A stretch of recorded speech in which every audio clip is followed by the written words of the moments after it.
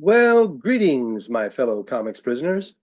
It's your old buddy Dave here again.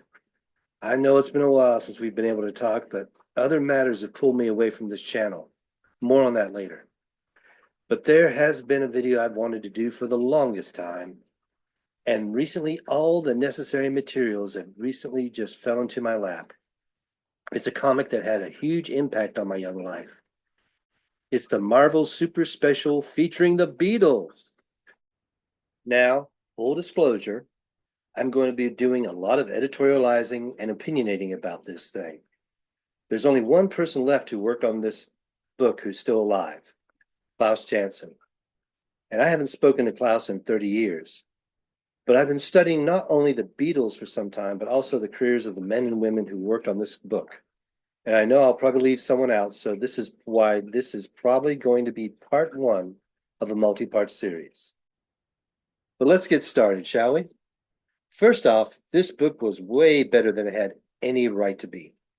This is due entirely to the special combination of talents that put this thing together. I can't think of anyone more qualified to write a Beatles biocomic than David Anthony Kraft, because he was the real deal. He wasn't just some guy who wanted to write Marvel team-up. He worked in the music business as well as comics.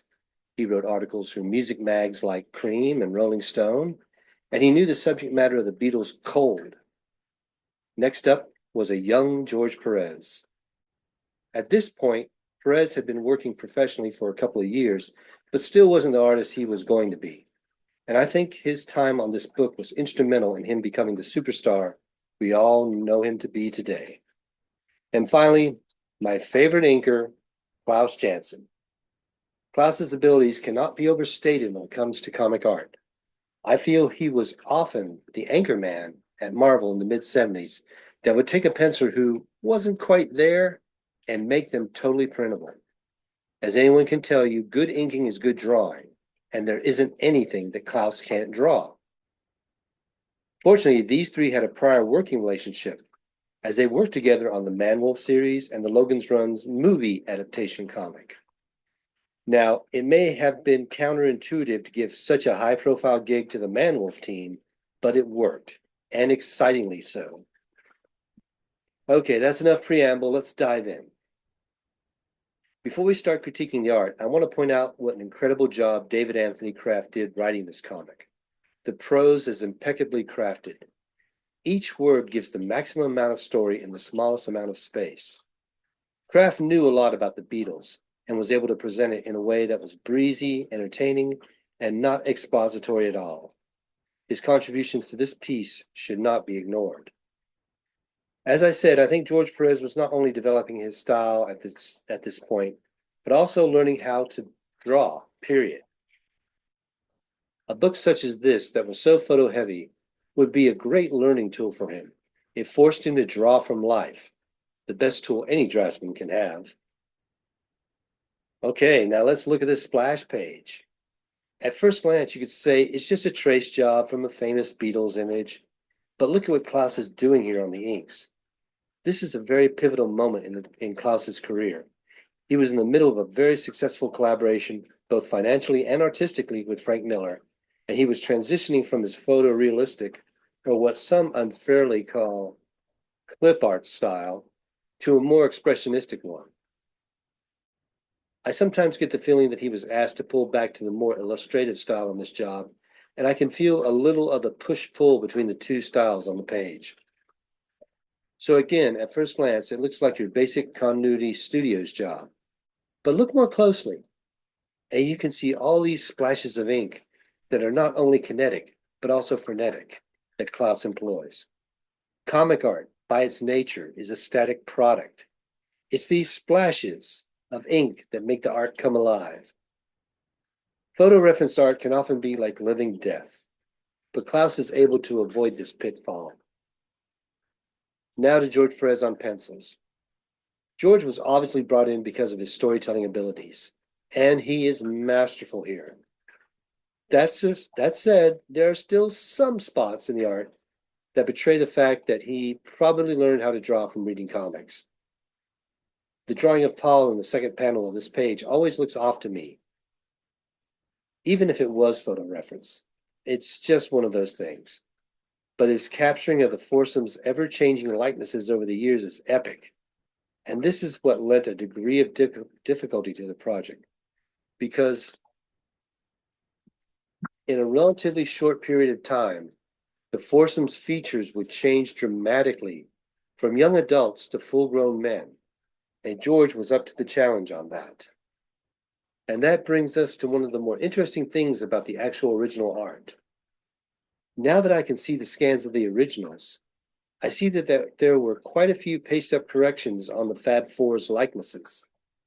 At first, I thought Jazzy Johnny Ramita was asking for corrections, but I have since been told that these kinds of correction requests usually come from the clients, meaning the Beatles themselves didn't like how they looked. If so, it seems like most of the requests came from the George Harrison camp, though I see a paste-up of John Lennon here too. And this is what I mean by the push and pull of Klaus's style. When I look at the art, or the drawing rather, I wonder, is George being wonky here and Klaus is fixing him? Or is George drawing regularly and Klaus was employing his more expressionistic style on top, which made it look a bit odd, but also a bit more livelier? This is a question no one's going to be able to answer except for Klaus, and I don't know if I'll ever talk to him about this. Ultimately, though, on balance, the drawing and the inking and the visuals are just perfect in this job. Now, I want to go to a personal aside on this. Around the same time, like within a year, Marvel also did the Star Trek movie adaptation, which was also a super special magazine. It was drawn by my favorite penciler, Dave Cockrum. The funny thing is, both of these jobs were very photo heavy because they both had to capture the likenesses of their subjects. On the Beatles comic, it was John, Paul, George, and Ringo, and on the super special comic for Star Trek, it was Shatner, Kelly, Nimoy, and the rest. I want to talk about how having to lean onto photo reference affected both of these talents, in my opinion. Like I said, I still think this was early in George's career, and I think he was still working on getting his figure drawing out. Having to do a lot of drawing from life, i.e. through photos, I think helped his art progress. I think it was a great tool for him. Cockrum, on the other hand, at least to my mind, was already a established, evolved, refined artist and penciler. He didn't need any more help. But I think having to work so tightly from photos had an effect of tightening him up, which I think might have affected his audience. Again, this is just me opinionating and editorializing, but I think, well, that's just my opinion, and I'm throwing it out there. As fate would have it, both of these super specials were inked by Klaus Janson, but they both have very different looks due to the pencilers involved. I also want to take one last opportunity to comment on Klaus Janson's contribution to this book. Not just his virtuoso brushwork, but also how he would use whiteout and white paint to give hair a wispy, textural feel, very natural. And also his artistic use of zipatones. He got more out of zips than any other artist out there at the time, in my opinion. Well, I hope someday someone can get hold of all this original art and turn it into an artist edition or something. This, and because also it has the word balloons on them still. This is an incredible masterpiece, both visually and from the reading experience. And it also captures a time that will never come again. Well, I think that's all I have to say for the moment. I want to collect my thoughts and continue and come back to this project again. So for now, this is the end of part 1. I just want to say I am also doing another project, which I mentioned earlier on. I hope maybe you'll all check out. It's a comic strip online, which I'm doing on YouTube. I'm syndicating it on YouTube.